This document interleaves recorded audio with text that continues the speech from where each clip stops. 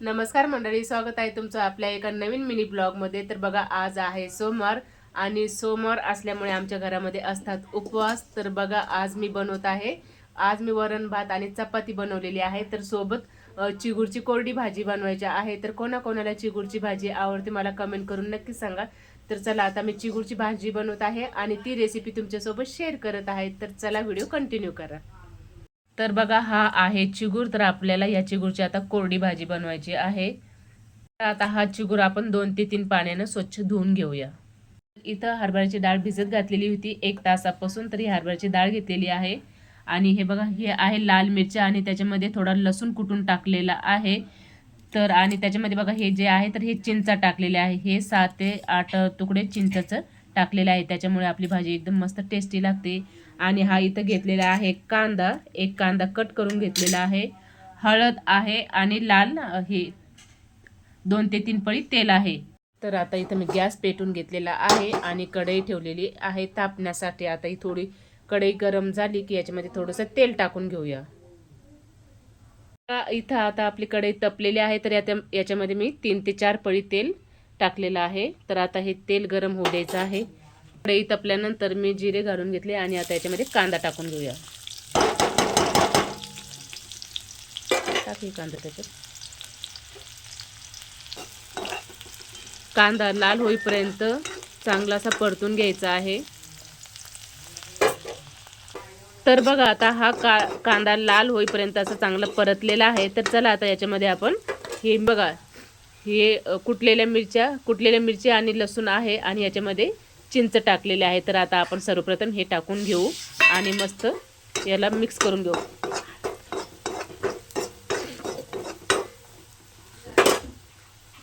हळद,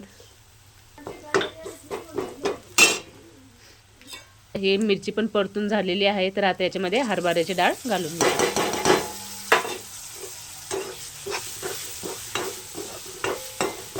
थोडं मंद आचेवरती होऊ द्यायचं आहे। हे गॅस मी कमी केलेला आहे, फुल नाही केलेला आहे। फुल जर केलं तर हे आपलं सगळं असं जळून जाईल, हे मग जळाल्यानंतर करपट लागतं। तर बघा, आता हे 4 ते 5 पाण्याने हा चिगूर धुतलेला होता। तर आता हा याच्यामध्ये टाकून घेऊया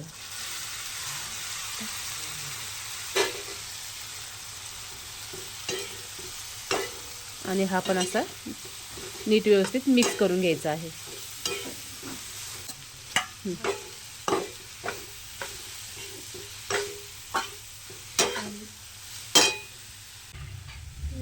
तर आता हे सर्व व्यवस्थित नीट मिक्स करून घ्यायचं आहे। छान असं परतून घ्यायचं आहे। 4 ते 5 वेळा असं मस्त परतून घ्यायचं आहे। तर कोणाकोणाला चिगूर आवडतो आणि कोणाकोणाच्या घरी आता चिगूर निघाल्यापासून बनलेला आहे, तर मला कमेंट करून नक्कीच सांगा। तर आता इथं चवीपुरतं थोडंसं मीठ टाकून घ्यायचं आहे। मीठ टाकल्यानंतर अजून छान असं परतून घ्यायचं आहे। 3 ते 4 वेळा परतून घ्यायचं आहे।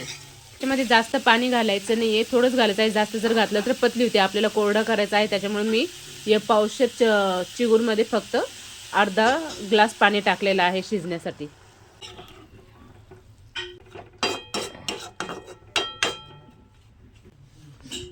तर बघा, आता पाणी टाकल्यानंतर हा चिगूर आपल्याला झाकण ठेवून 5 ते 10 मिनिटं शिजून घ्यायचा आहे। तर बघा, हा चिगूर डुबेल असं इतकंच पाणी टाकायचं आहे, जास्त टाकायचं नाहीये। तर बघा, आता उकळी आलेली आहे चिगूरला। तर याला थोडंसं असं मिक्स करून घेऊ नीट व्यवस्थित।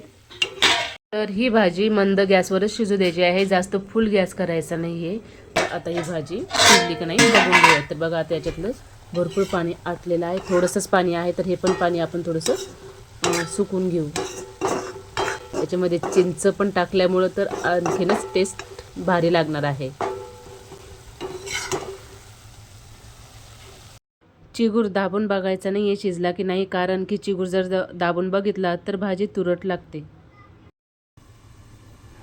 तर बघा, आता दुपारचा 1 वाजलेला आहे आणि आमचा आता स्वयंपाक चालू आहे। तुमचं तर जेवण पण झालं असेल, हो ना? आमचं तर सगळं उशिराच होतं। तर बघा, फायनली आपली ही चिगूरची भाजी तयार झालेली आहे मंडळी। तर चला, हे बघा मस्त आपली अशी चिगूरची भाजी झालेली आहे. तर चला या मंडळी जेवण करायला. तर बघा इथं आपली चिगूरची भाजी तयार आहे आणि सोबत आहे बाजरीची भाकरी. तर मंडळी या जेवण करायला. Bye bye.